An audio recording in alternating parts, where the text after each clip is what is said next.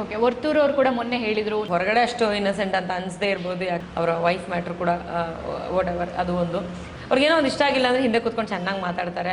Okay. Varthur ಅವ್ರು ಕೂಡ ಮೊನ್ನೆ ಹೇಳಿದ್ರು ತನಿಷಾ ಇದ್ದಿದ್ರೆ ಅಡುಗೆ ಮಾಡ್ತಿದ್ರು ಚೆನ್ನಾಗಿ, ಇಲ್ಲ ಅಂತ ಹೇಳಿ ಅದನ್ನೊಂದು ಬೇಜಾರು ಹೊರಗೆ ಹಾಕಿದ್ರು ಮೊನ್ನೆ ಅಷ್ಟೇ ವರ್ತೂರ್ ಅವರು. ಸೊ ನಿಮ್ಮ ಮತ್ತೆ ವರ್ತೂರ್ ಅವರ ಬಾಂಡಿಂಗ್, ಆ ಫ್ರೆಂಡ್ಶಿಪ್ ಯಾವ ಥರ ಇದೆ? ಬಿಕಾಸ್ ಅವ್ರು ಬಂದಾಗ ವರ್ತೂರ್ ನಮಗೆ ಒಂದಷ್ಟು ಜನರಿಗೆ ಗೊತ್ತಿತ್ತು ವರ್ತೂರ್ ಯಾರು, ಅವ್ರ ಬ್ಯಾಕ್ಗ್ರೌಂಡ್ ಏನು ಅಂತ. ಬಟ್ ಬಿಗ್ ಬಾಸ್ಗೆ ಬಂದ ಮೇಲೆ ತುಂಬ ಜನರಿಗೆ ಗೊತ್ತಾಗ ಶುರುವಾಯಿತು. ಆ್ಯಂಡ್ ಹುಲಿ ಉಗುರಿನ ಕೇಸ್ ಕೂಡ ನೀವು ಕೇಳ್ಪಟ್ರಿ ಅಂತ ಅಂದ್ಕೊಂಡೆ, ಅದಾಯಿತು. ಆಮೇಲೆ ಒಂದಷ್ಟು ಅವರ ನೆಗೆಟಿವಿಟಿ, ಅವರ ಅಂದರೆ ವೈಫ್ ರಿಲೇಟೆಡ್ ಮ್ಯಾಟರ್ ಎಲ್ಲ ಕೂಡ ಆಚೆ ಬಂತು. ಸೊ ನೀವು ವರ್ತೂರ್ ಅವ್ರ ಜೊತೆ ಅವರ ಫ್ರೆಂಡ್ ಆಗಿ ಇದ್ದು ಅವರ ಜೊತೆಗೆ ನಿಮ್ಮ ಏನು ಒಂದಷ್ಟು ಮ್ಯಾಟರ್ಸ್ನ ಶೇರ್ ಮಾಡ್ತಾ ಇದ್ದಾಗ ಏನು ಅನಿಸ್ತು ವರ್ತೂರ್ ಅವ್ರ ಬಗ್ಗೆ? ವರ್ತೂರ್ ಆ ಮನೆಯಲ್ಲಿ ಸ್ವಲ್ಪ ಇನ್ನಸೆಂಟ್, ಅಂದರೆ ಹೊರಗಡೆ ಅಷ್ಟು ಇನ್ನಸೆಂಟ್ ಅಂತ ಅನಿಸದೇ ಇರ್ಬೋದು, ಯಾಕಂದರೆ ಅಷ್ಟು ತೀರಾ ಇನ್ನಸೆಂಟ್ಗಳು ಕಡಿಮೆ.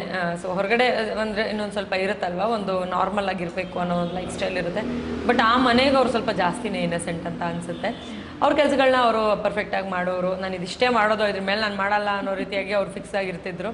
ಅದು ಬಿಟ್ಟರೆ ಅವರು ಭಾಳಷ್ಟು ಪರ್ಸ್ನಲ್ ವಿಚಾರಗಳನ್ನು ನನ್ನ ಹತ್ರ ಪರ್ಸ್ನಲ್ ಆಗಿ ಆ್ಯಸ್ ಎ ಫ್ರೆಂಡ್ ಶೇರ್ ಮಾಡ್ಕೊಂಡಿದ್ದಾರೆ. ಅದರಲ್ಲಿ ಅವರ ವೈಫ್ ಮ್ಯಾಟ್ರ್ ಕೂಡ ವಾಟ್ ಎವರ್ ಅದು ಒಂದು. ಸೊ ವಿಷಯಗಳನ್ನ ನನಗೆ ತಿಳಿಸಿದ್ರು. ನಾನು ಕೆಲವೊಂದು ಪರ್ಸ್ನಲ್ ವಿಷಯಗಳನ್ನು ಅವರಿಗೆ ತಿಳಿಸಿದ್ದೆ. ಪ್ರಾಬಬ್ಲಿ ನಿಮ್ಗೆ ಎಲ್ಲವೂ ನೋಡೋಕ್ಕೆ ಸಿಕ್ಕಿರಲ್ಲ. ಬಟ್ ಅವರು ಸುಳ್ಳು ಹೇಳಿ ಏನೋ ಒಂದನ್ನು ಮ್ಯಾನೇಜ್ ಮಾಡಬೇಕು ಅಂತ ಯಾವತ್ತೂ ಮಾಡಿಲ್ಲ. ಅದು ಪರ್ಸ್ನಲ್ ವಿಚಾರನೇ ಆಗಿರ್ಬೋದು, ಆ ಮನೆಯಲ್ಲಿ ನಡೆದಂಥ ವಿಚಾರನೇ ಆಗಿರ್ಬೋದು.